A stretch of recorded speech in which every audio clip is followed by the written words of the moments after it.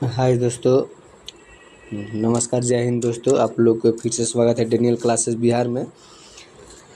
सोचा जा रहा है कि डिजिटल बोर्ड तो नहीं है पर मोबाइल से पढ़ाने का प्रयास किया जा रहा है। हम लेके आए हैं एक नई किताब जो दो एग्ज़ाम पोर्टल के है, सामान्य विज्ञान मास्टर बुक जिसे कहते हैं। और ये साइंस के लिए है, सबको मिलाकर बनाया गया है। साइंस के फिजिक्स, केमिस्ट्री, बायोलॉजी टोटल को मिला के बनाया गया है। आप लोग जो सामने जो विज्ञान की किताब है, वन लाइनर क्वेश्चन है और इसमें आपको 6 क्लास से लेकर 10 क्लास तक पूर्ण रूप से इसमें समझा के बताया गया है। वन लाइनर बताया गया है। मास्टर बुक है। इसको हम लोग शुरुआत करते हैं। आज से पढ़ाई हर एक में 1-2 क्लास कराया जाएगा। इसमें इसी माध्यम से कराया जाएगा। आप लोग देखते रहिए। तो हमारा जो किताब है, तो अब देखते रहिए। हम लोग स्टार्ट करते हैं, तो शुरू करते हैं क्लास को। और हम लोग इसको हम लोग शुरू करते हैं क्लास को। हम लोग का ये क्लास जो 6 से लेकर जो हमारा क्लास 6 से लेकर 10 तक है, ये एनसीईआरटी के संपूर्ण प्रश्नों पर आधारित है। और ये सभी एग्ज़ाम के लिए महत्वपूर्ण साबित होगा। रेलवे, एसएससी, बिहार के सभी एग्ज़ाम के लिए प्रीवियस क्वेश्चन भी दिया गया है इसमें। हम सोचते हैं इसको ख़त्म कर दें, आप लोग के माध्यम से इसको अच्छा से पढ़ाया जाएगा और शुरुआत किया जाए इसको। तो हम लोग आगे बढ़ते हैं। आप लोग चैनल को अच्छा लगेगा तो सब्सक्राइब कर दीजिएगा। हम लोग का पहला इसमें है भाग, इसमें दे दिया है। पहला 6 क्लास का दिया है, अध्याय दे दिया है 1, 2 दोनों अध्याय मिलाकर एक बने क्लास 1 और क्लास 2 जो दे दिया है। भाग 1 भाग 2 दे दिया है क्लास का। और हम लोग स्टार्ट करते हैं।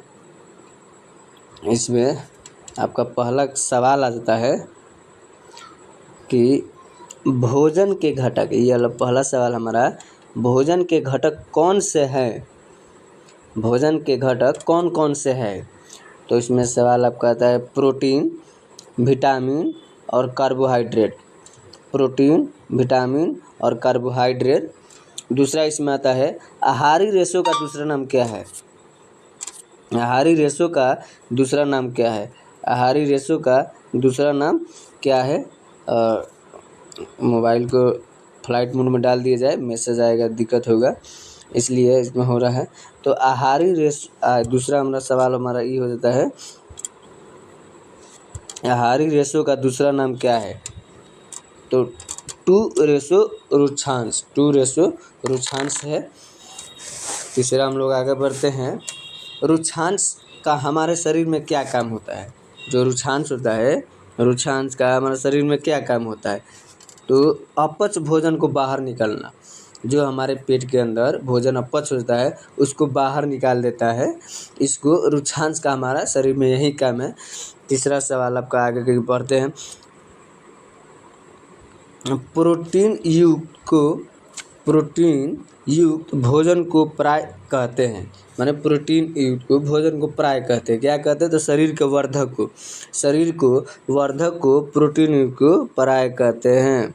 शरीर को वर्धक को प्रोटीन युक्त को प्राय कहते हैं। और अब हम लोग आगे सवाल ये है हमारा कि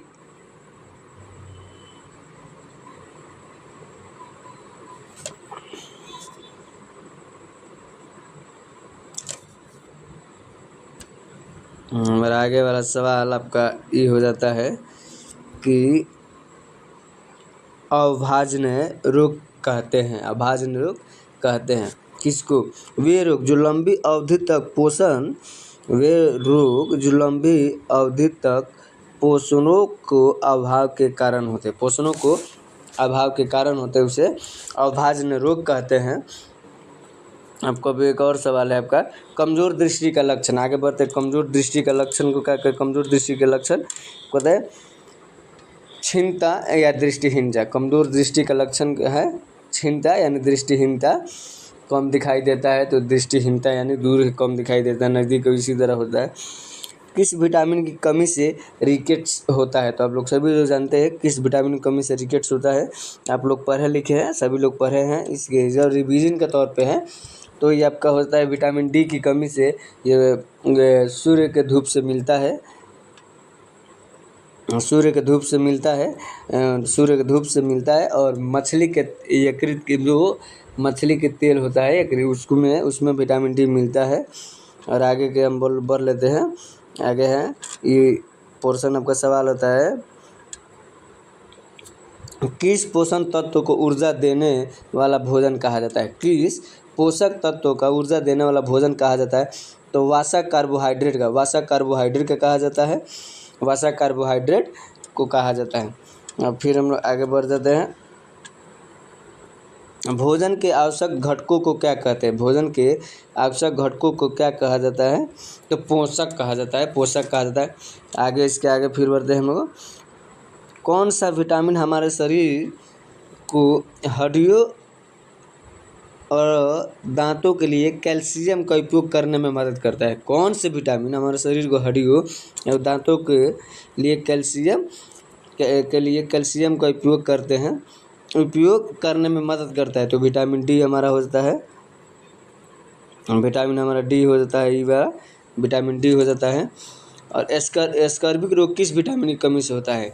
देखिए आप लोग जाइएगा, पढ़िएगा, अभी भी किसी भी बिहार पुलिस दरोगा, किसी भी चीज़ का एग्ज़ाम को तैयारी कर रहे हैं, उसमें ये सब कुछ मिलता है। ये पहले से हम लोग पढ़ के आए हुए हैं, लेकिन हम लोग को भूल जाते हैं, याद नहीं रहता है। इसलिए ये ऑनलाइन में क्वेश्चन लेके आने का मकसद यही हुआ कि आप लोग देखिए, कई सब्जेक्टिव पढ़े हैं, ठीक है, हम भी सब्जेक्टिव पढ़ा रहे हैं, पर उतना सुविधा नहीं होने के कारण हम ला रहे हैं धीरे। अभी पॉलिटी क्लास में चल रहा है, ख़त्म होने वाला है, उसके बाद कोई सब्जेक्ट लाएंगे, जो कमेंट में आएगा उसको लाएंगे।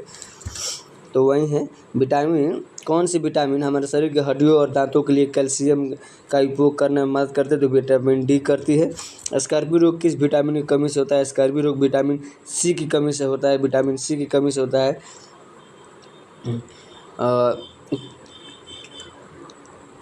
किसे बॉडी बिल्डिंग फूड कहा जाता है? किसे बॉडी बिल्डिंग फूड कहा जाता है? प्रोटीन को बॉडी बिल्डिंग फूड कहा जाता है, प्रोटीन को बॉडी बिल्डिंग फूड कहा जाता है। जल में घुलनशील विटामिन कौन होता है? तो ये तो आप लोग जानबे करते हैं, विटामिन बी और सी। वसा में घुलनशील विटामिन कौन होता है? ए डी ई के जो हमारा यहाँ पे दोनों सवाल हो जाता है। जल में हो जाता है हमारा, जल में घुलनशील विटामिन कौन होता है? तो बी डी बी सी। और वसा में घुलनशील विटामिन हमारा होता है ए डी ई के। अब आगे की तरफ बढ़ते हैं हम लोग। किस विटामिन की कमी से बेरी नामक रोग होता है? सब कोई जानता है विटामिन B1 की कमी से बेरी नामक रोग होता है। कौन सा पोषण तत्व दूध में नहीं पाया जाता? तो विटामिन सी नहीं मिलता है, आगे भी अब बोले थे विटामिन सी नहीं मिलता है, दूध में विटामिन सी नहीं मिलता है। कार्बोहाइड्रेट पाए जाते हैं, सबसे ज़्यादा कार्बोहाइड्रेट किस में पाए जाते हैं? चावल में पाए जाते हैं। अनाज जैसे चावल और गेहूं से हमें कौन सा पोषण प्राप्त होता है, पोषक तत्व प्राप्त होता है? तो कार्बोहाइड्रेट होता है। कौन सा पोषण तत्व प्राप्त होता है? तो कार्बोहाइड्रेट होता है। और खाद्य पदार्थों में प्रोटीन के परीक्षण के लिए में से क्या चाहिए? खाद्य पदार्थों में प्रोटीन के परीक्षण के लिए में से क्या चाहिए? परीक्षण के लिए में से क्या चाहिए? कॉपर सल्फेट, विलियन और कास्टिक सोडा चाहिए। कॉपर सल्फेट और विलियन और कास्टिक सोडा चाहिए। आगे तरफ बढ़ जाते हैं हम लोग। कार्बोहाइड्रेट और वसा की समान मात्रा में ले तो कार्बोहाइड्रेट और वसा समान मात्रा में ले तो हमारे शरीर की ज़्यादा ऊर्जा किससे प्राप्त करती है? हमारे शरीर की ज़्यादा ऊर्जा किससे प्राप्त करती है? तो वसा से करती है। अब आगे बढ़ते हैं हम लोग। प्रोटीन युक्त भोजन को शरीर वर्धक भोजन कहते हैं। प्रोटीन युक्त भोजन को शरीर वर्धक भोजन कहते हैं। जो प्रोटीन की आवश्यकता किस लिए होती है? तो शरीर की वृद्धि के लिए प्रोटीन की हमारा आवश्यकता किस? शरीर के वृद्धि के लिए, बढ़ने के लिए, ताकतवर के लिए विटामिन ए हमारी त्वचा और आँखों को स्वस्थ रखता है। विटामिन ए हमारी त्वचा और आँखों का स्वस्थ रखता है। यह हमें किससे प्राप्त नहीं होता है, तो ईस्ट से। यह हमें किससे प्राप्त नहीं होता है, तो ईस्ट से होता है। और प्रोटीन किसका उदाहरण है? प्रोटीन किसका उदाहरण है?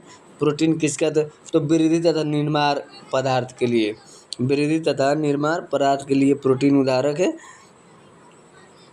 और शरीर में ऊतकों का निर्माण होता है कौन? प्रोटीन। शरीर में ऊतकों का निर्माण होता है। शरीर में ऊतकों का कौन निर्माण होता है? आप लोग देखिए, इसको हटा देना है, आप लोग आएगा नहीं।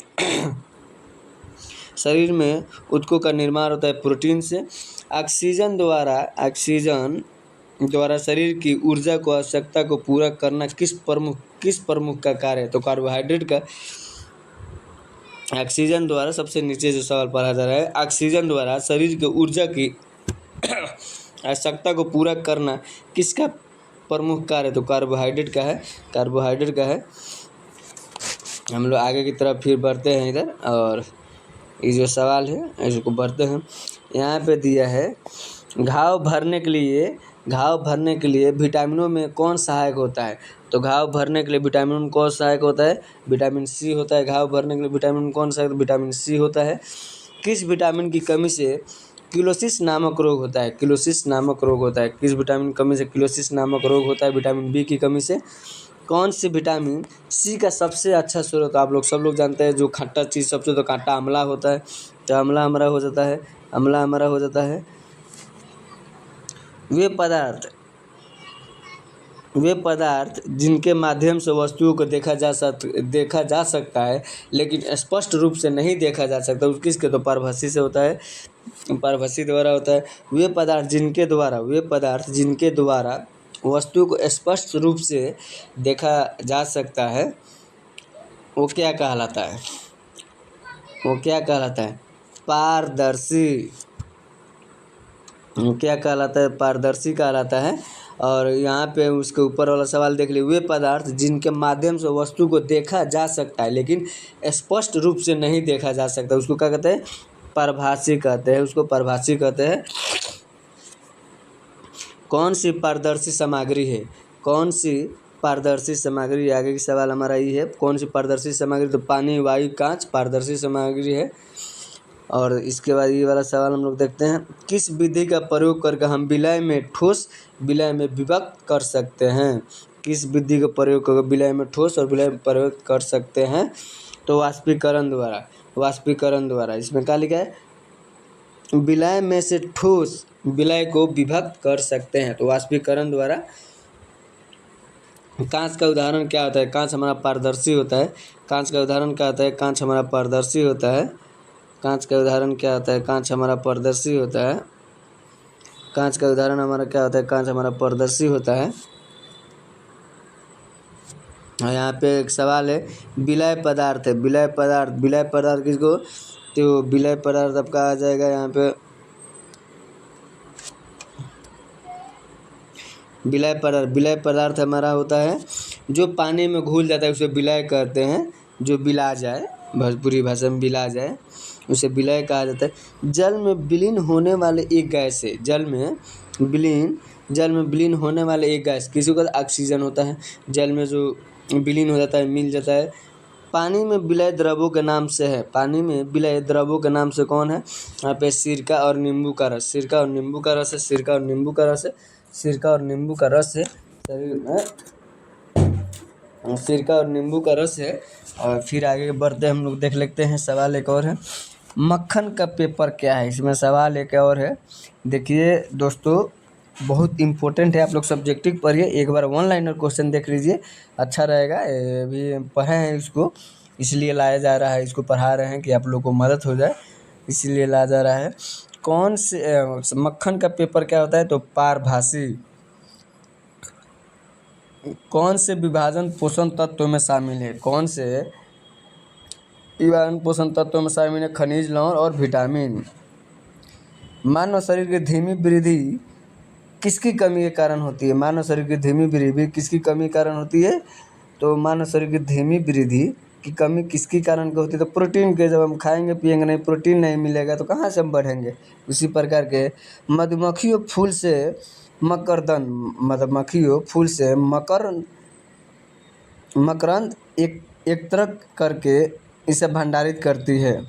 में क्वेश्चन दिया है कि मधुमक्खियों फूलों से मैंने जो रस होता है एकत्रित करती है, भंडारित करती है, क्योंकि फूल का मकरंद वर्ष में केवल कुछ समय के लिए उपलब्ध होता है।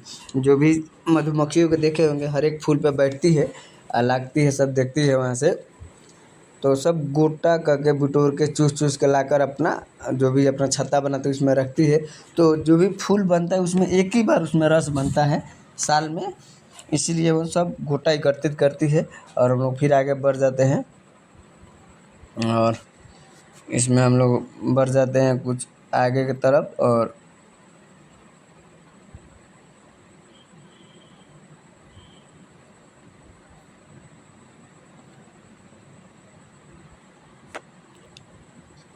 इसमें हम लोग आगे तरफ बढ़ जाते हैं। इसमें एक सवाल और है, आता है, अवसादित मिश्रित को बिना हिलाए अवसादित मिश्री को बिना हिलाए जल को मिट्टी सहित उड़ेलने की क्रिया को क्या कहा जाता है? तो उड़ने क्रिया का कहा जाता है, तो आपका निस्तारण कहा जाता है। उड़ने क्रिया का कहा जाता है तो निस्तारण कहा जाता है। निस्तारण कहा जाता है आपका, निस्तारण कहा जाता है। अब एक और सवाल आगे देखते हैं हम लोग, पृथक्करण शब्द का अर्थ क्या होता है? पृथक्करण शब्द का अर्थ होता है अलग करना। पृथ माने अलग करना, शब्द का अलग करना होता है। पदार्थ किसे कहते हैं? पदार्थ किसे कहते हैं? जो स्थान घेरता है। पदार्थ जो हैं जो स्थान घेरता है, जिसका द्रव्यमान होता है। मान लीजिए हम कोई कॉपी ले लिया और कहीं रखते हैं, वो तो जगह क्षेत्र है, उसका आयतन है, इसलिए उसको पृथक्करण कहा जाता है। रेशों से बीज को कैसे पृथक किया जाता है? अगला सवाल हमारा आता है कि रेशों से बीज को कैसे पृथक किया जाता है? तो ओटने से बालू और लोहे के छीलन को पृथक किया जाता है। आगे का सवाल हमारा एक और है, बालू और लोहे के छीलन को पृथक किया जाता है किसके द्वारा? चुंबकीय पृथक्करण के द्वारा। यहाँ पे चुंबकीय पृथक्करण के द्वारा। द्रव तथा उसमें अविलय पदार्थ के अलावा द्रव तथा उसमें अविलय पदार्थ के अवयव को किस विधि द्वारा पृथक किया जाता है? तो ये हमारा सवाल ये होगा। और ये होगा निस्यंदन द्वारा किया जाता है। अब एक और सवाल हमारा आता है, अनाज से भूसा और पत्थरों की किस विधि द्वारा पृथक किया जाता है? मान लीजिए हमारा जो गेहूँ दबाता है मशीन में, हरामा और है, उसमें उसको हस्तचयन कहा जाता है। उसमें जो गेहूँ दबाता है ना, धान दबाता है, उसमें अनाज अलग हो जाता है, उसको हस्तचयन का। कभी कभी आगे बढ़ते हैं हम लोग, कभी कभी किस विधि का कार्य बैलों की सहायता से किया जाता है? तो थ्रेसिंग का होता है। कभी कभी किस बैलों का थ्रेसिंग से किया जाता है? अत्यधिक मात्रा में अन्न कणों की आगे की सवाल हम रखा है, अत्यधिक मात्रा में अन्न कणों की हड्डियों से पृथक करने के लिए किस मशीन का उपयोग किया जाता है? थ्रेसिंग मशीन का उपयोग किया जाता है। थ्रेसिंग का उपयोग किया जाता है। और आगे सवाल है, किसान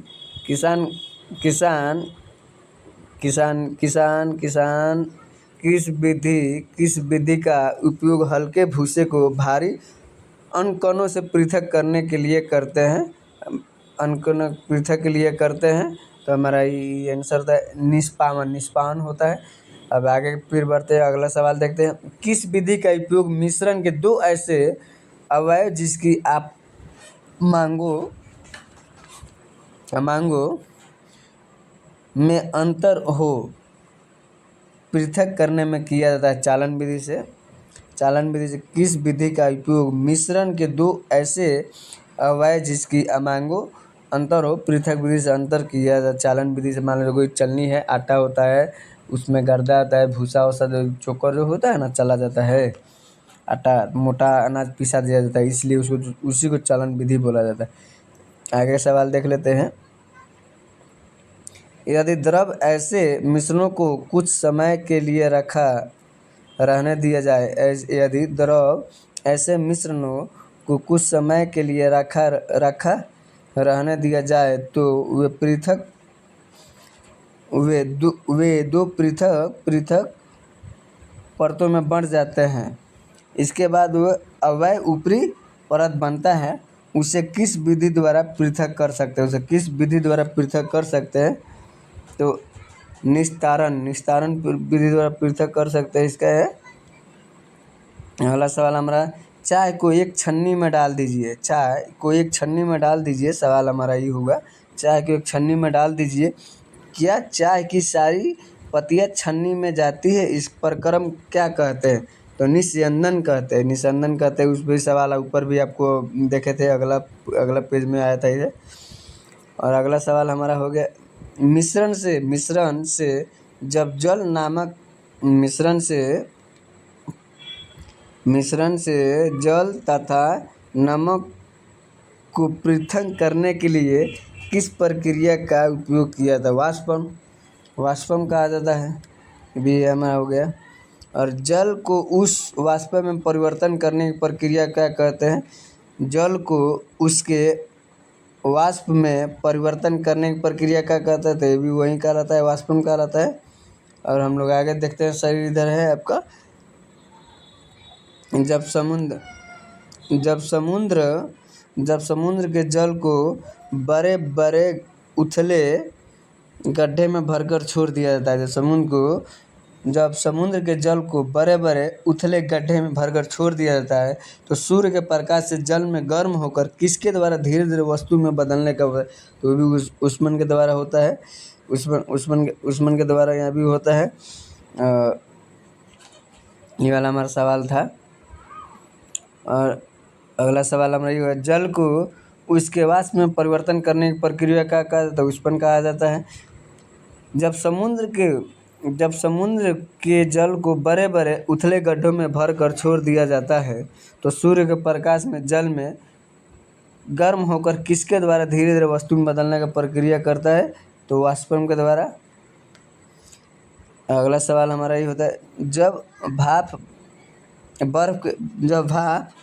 भाप से ठंडी की गई प्लेट के संपर्क में आती है तो वो संघनित होकर बन जाती है। इसमें सवाल दिया है, जब भाप बर्फ से ठंडी की गई प्लेट में संग में आती है तो वह संघनित होकर बन जाती है।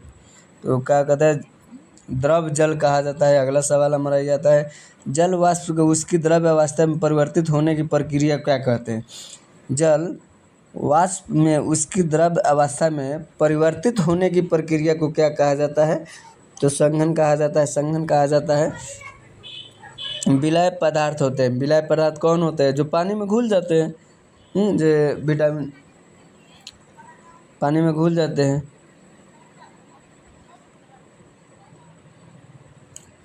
अगला सवाल हमारा होता है, जल में विलीन होने वाला एक गैस का नाम था ऑक्सीजन। ये भी आगे सवाल भी मिला था आप लोग को, ऑक्सीजन हमारा, ये भी आगे सवाल जो मिला था।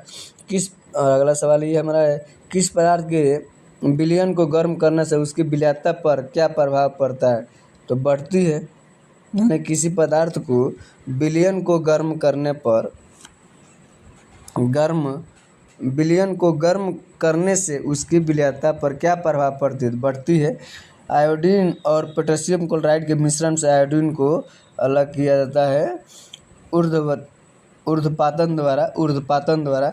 शुद्धिकरण की प्रक्रिया में गंदले पानी का उपचार फिटकिरी में करते हैं। ये सबसे नीचे वाला जो हमारा सवाल देख रहे हैं वही है। शुद्धिकरण की प्रक्रिया में गंदले पानी का उपचार फिटकिरी में करते हैं, जिसे क्या कहते हैं? तो स्कंदनीकरण कहते हैं। और फिर आगे की तरफ हम लोग बढ़ सकते हैं। तो आप इसी तरह देखते रहिए, कोई नहीं है, हर एक कोशिश करें हर एक लोग हटाने के लिए। एक सवाल आएंगे आप लोग को प्लीज़। एक कभी पॉलिटी आएगा, कभी सब कुछ ना डेली बाई डेली लेके आइए करेंगे। तो आप लोग देखते रहिए सवाल को अच्छा से, और बिल्कुल है। अगला सवाल हम लोग देख लेते हैं। ये वाला सवाल हमारा है, अल्कोहल जल मिश्रण से जल को अलग किया जा सकता है, किसके द्वारा? तो आवेशन के द्वारा किया जा सकता है। आवेशन के द्वारा किया जाता है किशमिश के दाने जल में रखने पर, किशमिश यानी किशमिश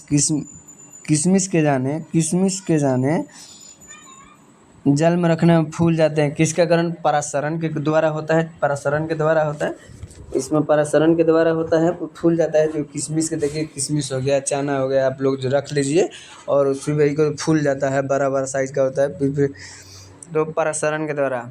अगला सवाल हमारा हो जाता है एसीटोन। एसीटोन का मिश्रण किसका उदाहरण होता है? आसन का एसीटोन का मिश्रण किसका उदाहरण होता है? आसवन का।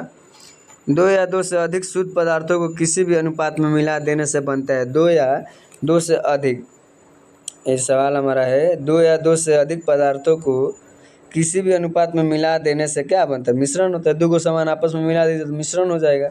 आटा चावल को आपस में मिला दीजिए तो मिक्स कर दीजिए, मिश्रण हो जाएगा। अब अगला सवाल हमारा ये हो जाता है एल्कोहल जल मिश्रण से जल को अलग किया जाता है। किसके विधि द्वारा किया जा सकता है? मिश्रण के द्वारा। एल्कोहल जल मिश्रण से अलग किया जा सकता है मिश्रण के द्वारा। मिश्रण के द्वारा इसको, ठीक है, आगे बढ़ते हैं। आयोडीन और पोटेशियम क्लोराइड के मिश्रण के आयोडीन की अलग किया जा सकता है। आयोडीन और पोटेशियम क्लोराइड के मिश्रण से आयोडीन को अलग किया जा सकता है ऊर्ध्वपातन के द्वारा। एक ठोस के सीधे गैस में परिवर्तन करते हैं। एक ठोस के सीधे गैस में परिवर्तन कहते हैं, उसको क्या कहते हैं? ऊर्ध्वपातन। कौन सा एक विजातीय मिश्रण है? तो आपका नीलबन है। तरल पदार्थ, एक और आगे सवाल देख लेते हैं। हम लोग का सवाल ही रहेगा, तरल पदार्थ से गैस में परिवर्तन होने की प्रक्रिया क्या कहते हैं? तरल पदार्थ से गैस में परिवर्तन होने की प्रक्रिया को क्या कहते हैं? तो वाष्पीकरण कहते हैं। आगे का सवाल हमारा ये था, पदार्थ के दबाव या तापमान में परिवर्तन के कारण पदार्थ की गैसीय अवस्था में द्रव अवस्था में परिवर्तन की प्रक्रिया को क्या कहा जाता है? संघनन कहा जाता है। किस विधि का प्रयोग करके हम विलय में से ठोस विलय को विभक्त कर सकते हैं? ये सवाल हमारा है, किस विधि का प्रयोग करके हम विलय में से ठोस विलय को विभक्त कर सकते हैं? तो वाष्पीकरण के द्वारा। तो हम लोग फिर आगे की तरफ बढ़ते हैं। हम लोग ख़त्म हो गया। कुछ पौधों को जानिए, कुछ पौधे जो हैं हम लोग देख लेते हैं। इसका सवाल देख लेते हैं हम लोग। पौधों को ज़्यादा नहीं लंबा करेंगे, थोड़ा लंबा करेंगे। करंट अफेयर के लिए बनाया गया है नोट्स, उसको भी उपलब्ध करा दिया जाएगा। 1 से 2 पार्ट में उसको पूर्ण रूप से कर दिया जाएगा। और इसमें लिखा हुआ है किस रंग के, अगला सवाल हमारा देखिए क्या है, किस रंग के प्रकाश का पौधा द्वारा तीव्र अवशोषण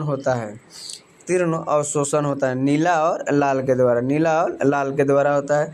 अब होता है अगला सवाल है प्रकाश संश्लेषण का उपोत्पाद है। प्रकाश संश्लेषण उपोत्पाद है O2 का। प्रकाश संश्लेषण की प्रक्रिया की उपस्थिति आवश्यक नहीं है। प्रकाश संश्लेषण की उपस्थिति आवश्यक नहीं है। प्रक्रिया के लिए किस उपस्थिति का आवश्यक नहीं है? तो ऑक्सीजन का आवश्यक नहीं है। अगला सवाल हमारा है प्रकाश संश्लेषण है सर्वाधिक क्रियाशील प्रकाश है। प्रकाश संश्लेषण में सर्वाधिक क्रियाशील प्रकाश कौन होता है? तो लाल होता है, आपका रेड है।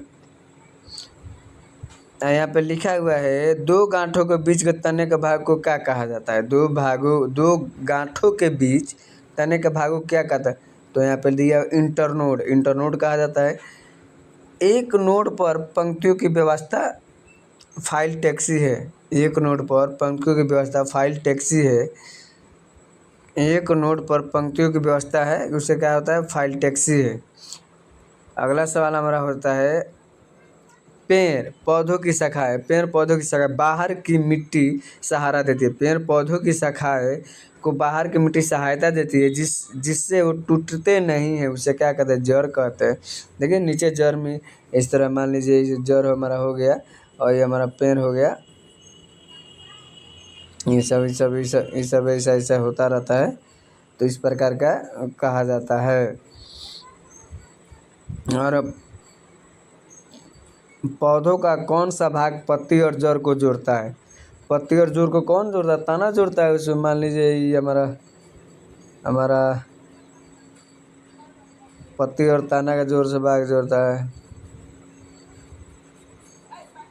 हमारा डाल हो गया, इसमें पत्ती हो गया सब है, इसमें पत्ती हो गया सब। और ये हमारा तना जो है, तना जोड़ता है पत्ती से भाग से, पत्ती के भाग से तना जोड़ता है, वही होता है हमारा तना जोड़ता है। पौधों का कौन सा भाग पत्ती और जड़ को जोड़ता है? पौधों का कौन सा भाग पत्ती और जड़ को जोड़ता है? कौन सा भाग पत्ती और जड़ को जोड़ता है? तना जोड़ता है। जल की बूंदें जल की बूंदें पत्तियों से जल वाष्प के रूप में निकलती है। यहाँ पे दिया है, जल की बूंदें पत्तियों से जल वाष्प के रूप में निकलती है। इन्हें क्या कहते हैं? वाष्पोत्सर्जन कहते हैं। वाष्पोत्सर्जन कहते हैं, हमारा वाष्पोत्सर्जन कहते हैं। और फिर हम लोग आगे तरफ बढ़ जाते हैं। इसमें भी कुछ सवाल है, इसमें सवाल है, हम लोग देख लेते हैं।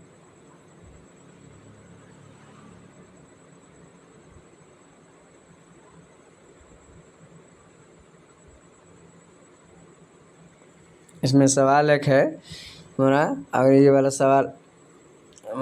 सवाल हो जाता है आपका पास, आते हैं हम लोग। ये वाला सवाल पहला सवाल होता है, कुछ पौधों की शाखाएं तने के आधार के समीप से निकलती है। कुछ पौधों की शाखाएं तने के आधार के समीप से निकलती है। तना कठोर होता है परंतु अधिक मोटा नहीं हो पाता है। उन्हें क्या कहते हैं? उन्हें झाड़ी कहा जाता है। और पौधे कौन कौन से होते हैं? पौधे देखते हैं कौन कौन से होते हैं, हमारा ये वाला सवाल है। तो शाक, झाड़ी, वृक्ष सब पौधे में आ जाते हैं। शाक पौधों की विशेषताएं बताएं। यह हरे एवं कोमल तने वाले पौधे, तो शाक पौधे हरे एवं कोमल तने वाले पौधे होते हैं। शाक पौधा कैसा होता है?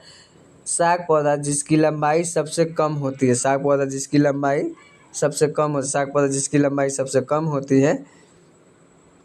और झाड़ी पौधे कैसे होते हैं? जिन पौधों की लंबाई आपके बराबर होती है। पत्ती की चपेट हरे भरे को क्या कहते हैं? पत्ती की चपेट को हरे भरे को क्या कहते हैं? पलक कहा जाता है। और पलक कहा जाता है। पत्ती का वह भाग जिससे द्वारा वह तने से जुड़ी होती है। पत्ती का वह भाग जिससे द्वारा तनों से जुड़ी होती है, वो क्या कहलाता है? वो कहलाती है आपका पर्णपृष्ठ कहलाती है। और अगला सवाल हमारा ये हो गया, तने और पत्ती को जल कैसे प्राप्त होता है? तो जड़ से। मान लो तने जो हमारा मान लीजिए हमारा ये पेड़ हो गया, ये हमारा जड़ हो गया, ज़मीन के अंदर है। और ये हमारा जो भी वृक्ष है, जब पत्ती यहाँ पे है, पत्ती मान लीजिए नहीं बन पा रहा है अच्छा से, लेकिन बन जाएगा। पत्ती हमारा है, और तो इससे जो हमारा जाता है, तो इस प्रकार के होके यहाँ पे पहुँचता है, तो वो कहलाता है जड़ से होता है। अगला सवाल हम लोग के पास है, आप लोग देखिए। अगर अगला सवाल है अगला सवाल हमारा है, कमजोर तने वाले पौधे सीधे खड़े नहीं हो सकते हैं। बिल्कुल नहीं खड़े हो सकते हैं, भूमि पर फैल जाते हैं। उन्हें क्या कहते हैं? अब देख लीजिए, लौकी का देख लीजिए, कोहरा का देख लीजिए, बहुत ऐसे हैं। तो करमैनी हो गया, तो फैल के होते हैं, फैल जाते हैं खेत में। परवरा ये सब देखते हैं ना, घेवड़ा वेवड़ा, ये सब खड़ा नहीं हो पाते। किसी के द्वारा खड़ा किया जाता है, फैल जाते हैं। उसी को क्या कहते हैं हम लोग? उसी का विपर्सी लता कहते हैं।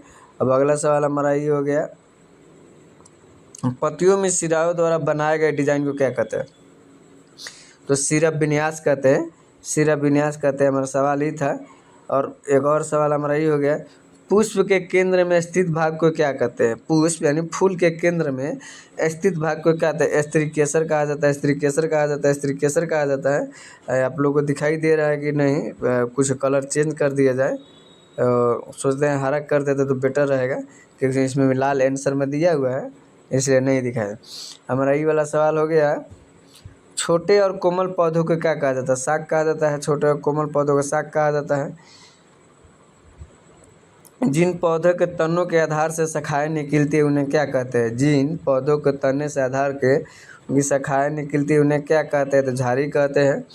और हमारा ये सवाल हो गया एक और, तना पौधों में जल क्या करता है? तना पौधों में जल करता है। तना पौधों में जल करता है।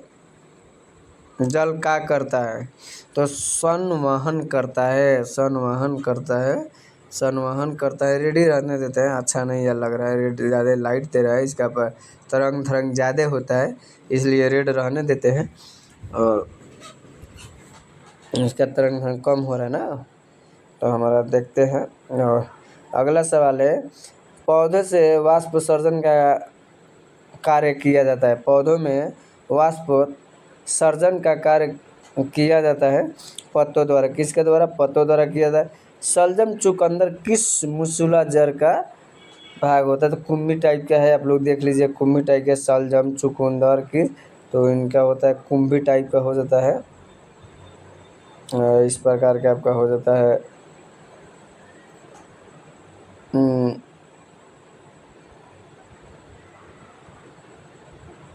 इस प्रकार का हो जाता है आपका, और इस प्रकार का होता है। मूली आपका शंकु टाइप के आ जाएगा, ये इस प्रकार का हो जाता है।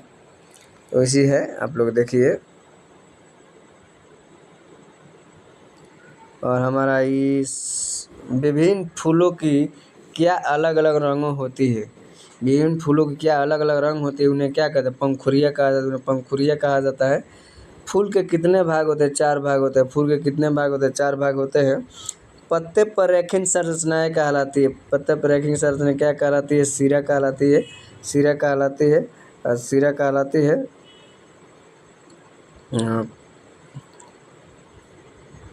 सिरा कहलाती है। सिरा कहलाती है। और हम लोग ये वाला सवाल देखें, पत्ते पर रेखीय का सिरा कहलाती है। यदि किसी फूल की पंखुड़ियाँ जुड़ी हो तो, ये सवाल आता है, किसी फूल की पंखुड़ियाँ जुड़ी हुई तो कौन सा भाग जुड़ा होता है? स्त्रीकेसर होता है। यदि किसी फूल के पंख जुड़ी हो, यानी आपस में जो जुड़ी होती है ना, उस फूल में और कौन सा भाग जुड़ा तो स्त्रीकेसर होता है। स्त्रीकेसर होता है। अगला सवाल हमारा ये होता है, बीज पुष्प के दौरान भाग से बनता है। बीज पुष्प के कौन से भाग? तो बीजांड से। पौधों में तने का कार्य होता है। पौधों में तने का क्या कार्य होता है? पानी तथा खनिजों को जड़ से पत्तों तक पहुंचाना और भोजन को पौधों के शेष भाग शेष में पहुंचाना, शाखाओं तथा पत्तों को सहारा देना। अगला सवाल हमारा आ जाता है, जड़ में पौधों को मिट्टी के मजबूती से जमाए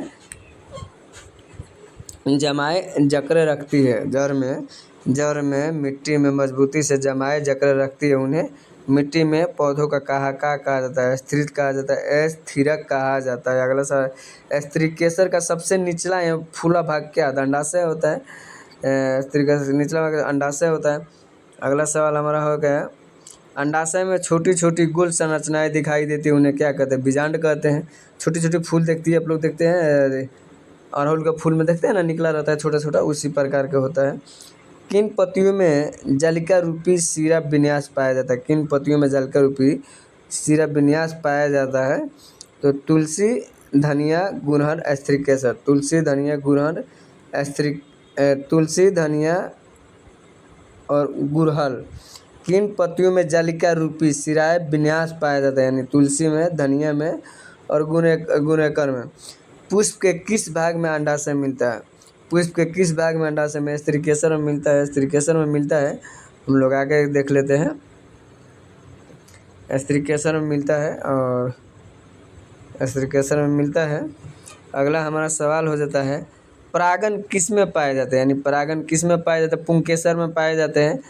जब प्राथमिक मूल जीवित रहता है और आगे बढ़ता है तो उसे क्या कहते हैं? मुसल्ला जड़ कहते हैं। मुसल्ला जड़ कहते हैं। पौधों में किस भाग का कार्य भूमि से जल व पशु तत्व का अवशोषण करता है। अवशोषण तथा पौधों को सहारा प्रदान करता है। तो जड़ का, यहाँ जड़ का हो जाता है। सरसों का पौधा किस प्रकार का उदाहरण? सरसों का पौधा किस जड़ का होता है? तो मूसला जड़ का है, मूसला जड़ का है। गेहूं का पौधा किस जड़ का होता है? तो रेशेदार जड़ का है। सरसों का पौधा देखे रहिएगा आप, मान लीजिए सरसों का पौधा ही हो गया हमारा, ही हो गया। तो सरसों का पौधा 1 2 इस प्रकार मोटा टाइप का उसका जड़ हो जाता है। और हमारा गेहूं का देख लीजिएगा तो गेहूं का हमारा छोटा सीधा रहता है। गेहूं में इस तरह सिरा, इसमें भी इससे चारों ओर, इसमें जितना भी सिरा आता है, मान लीजिए इस सिरा नहीं, इसमें भी हो जाएगा, फिर ये वाला है तो इसमें भी हो जाएगा। तो ये हमारा रेशेदार हो जाता है। धान का हो गया, मक्का ये हो गया। और जो हमारा मूसला जड़ होता है सरसों का, तो सरसों का मान लीजिए ऐसा होता है, खारा हो गया। तो हमारा सरसों का होता है। और आगे के जो हम लोग देख लेते हैं, इसमें दिया हुआ एक ऑप्शन दिया हुआ है, गेहूं का पौधा किस जड़ का? तो रेशेदार का बताइए किए थे। प्रकाश संश्लेषण में निकलने वाली ऑक्सीजन पौधों की जड़ द्वारा अवशोषित किस प्रकार से होती है? प्रकाश संश्लेषण में निकलने वाली ऑक्सीजन पौधों की जड़ों किस प्रकाश संश्लेषण में निकलने वाली ऑक्सीजन पौधों की जड़ों द्वारा अवशोषित किससे प्राप्त होती है? जल से प्राप्त होती है। क्या अंडक में उपस्थित होती है, बीजांड होती है? क्या अंडक में उपस्थित क्या होती है? बीजांड होती है। और अगला सवाल हम लोग का है ये है, अगला सवाल हम लोग का ये है, पौधों में गैसों का आदान प्रदान किसके माध्यम द्वारा? रंध्र के द्वारा, माध्यम के द्वारा होता है। कमजोर तने पौधों की सहायता से ऊपर चढ़ जाता है। जी, कमजोर जो पौधा होता है तने के सहायता से, मान लीजिए कोई दीवार के पीछे लगा दीजिए, मक्का के छुपरी लगा दीजिए, तो देखिए कोहरा हो गया, ये सब लौकी घेवड़ा पर सब आस्ते आस्ते ऊपर आपको चढ़ जाता है। उस पौधों को कहते हैं आरोही। प्रकाश संश्लेषण हर एक पौधों पैदा करते हैं। प्रकाश संश्लेषण हर एक पौधों पैदा करते हैं। कार्बोहाइड्रेट के द्रव्य, कार्बोहाइड्रेट प्रकाश संश्लेषण द्वारा हरे पौधा पैदा करते हैं। किसके? तो कार्बोहाइड्रेट द्रव्य को कहते हैं। तो ये आप लोग देखिए, बिल्कुल ठीक है। आज का क्लास हम लोग का ये ख़त्म हुआ। और फिर इसलिए हम लोग का भाग आज चैप्टर 1 और चैप्टर 2 था 6 क्लास का। हम लोग 1 से 10 क्लास तक ले चलेंगे इसको, और इसी तरह चलता रहेगा। फिर से एक बार किताब का नाम देखिए आप लोग, सामान्य ज्ञान है, मार्केट में अच्छा से उपलब्ध है। और मास्टर बुक है, साइंस 1 लाइनर क्वेश्चन है, साइंस के लिए बहुत अच्छा किताब है। इसमें जितना भी आगे भी कि मान लीजिए जितने पहले तो क्लास दिया है, जितना क्वेश्चन पूछा गया है सब इसमें मिलेगा आपको, केवल साइंस से है, इसलिए यहाँ पे हो रहा है। और आप लोग देखते रहिए, ये सब आपका काम करेगा। आपको हो गया,